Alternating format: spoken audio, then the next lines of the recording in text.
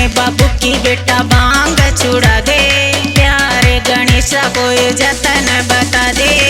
चिंता फिकर मत कर हेरी माई, ला दूंगा तने इसी दवाई, भांग में इसने मिला के पिला दे।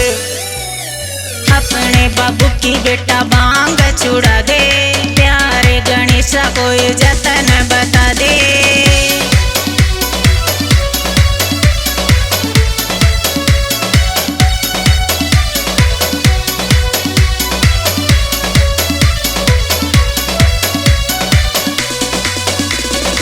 सारा दिन इस भांग के गोटा लाला के मैं छिकली, हाँ हाँ गोटा ला के भी छिकली। सुबह शाम यो है काम रे बेटा, जोटा ला के भी थकली, हाँ हाँ जोटा ला के भी थकली। दुखी न हो थोड़ा कर ले आराम री, कर दूंगा मैया सारे में काम री।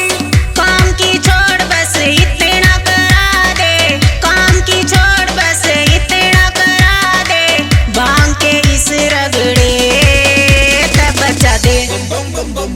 अपने बाबू की बेटा भांग छुड़ा दे, प्यारे गणेशा कोई जतन बता दे।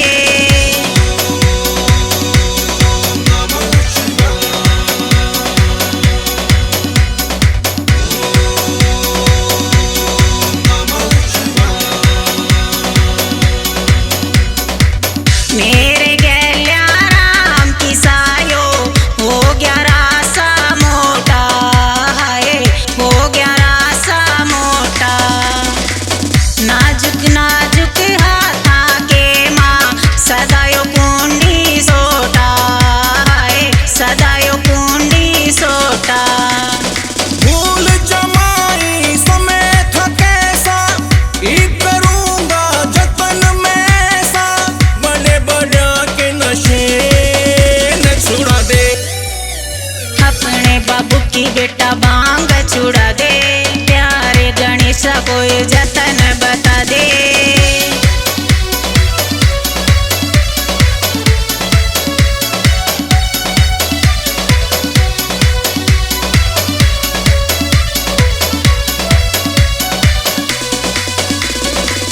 शिव शंभू के भजन कसूते, लिखता राजीव राठी, हाँ जी लिखता राजीव राठी।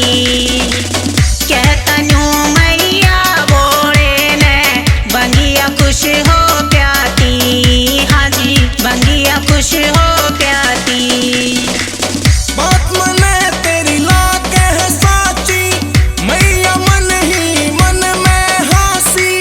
काम भी चल जा बात भी बन जा, काम भी चल जा बात भी बन जा, ऐसा कोई रास्ता तू दिखा दे।